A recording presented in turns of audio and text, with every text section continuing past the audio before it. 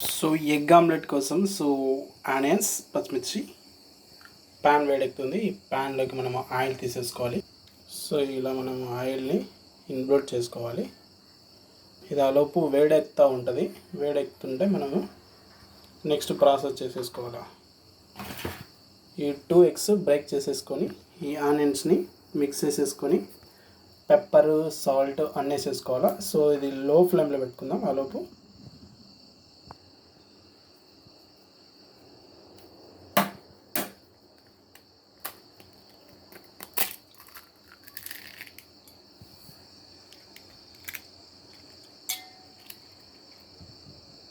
So గుడ్డుని ఏ విధంగా పలగొడితే waste అవుతుంది. So జాగ్రత్త, కేర్ఫుల్గా ఉండాలి.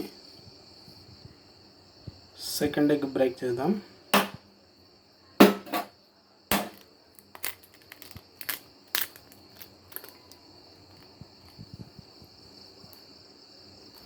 సెకండ్ ఎగ్ బ్రేక్ చేసాం.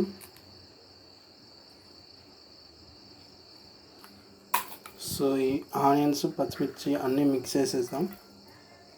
సో మనకు ఆనియన్స్ ఎక్కువ ఇష్టం కనుక ఆనియన్స్ ఎక్కువ వేసుకుంటాం. రిమైనింగ్ అన్నీ కూడా తగ్గించేసుకుంటాం. ఇది నా స్టైల్లో. దీనికి మనము పెప్పర్, సాల్ట్ అన్నీ మిక్స్ చేసేసుకొని షేక్ చేసి వేసేసుకోవడమే. సో ప్యాన్ అనేటువంటిది వేడెక్కుతూ ఉంది. Salt, little bit of salt,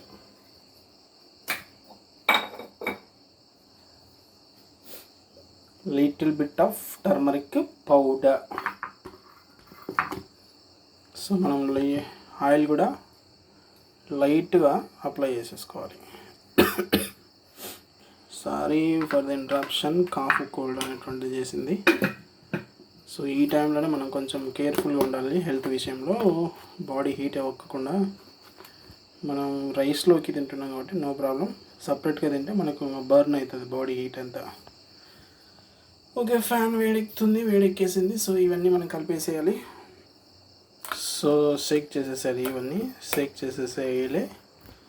so మనకు జీలకర్ర అవన్నీ వేసేయాలి. ఫైనల్గా ఈ విధంగా వేసేసుకోవాలి.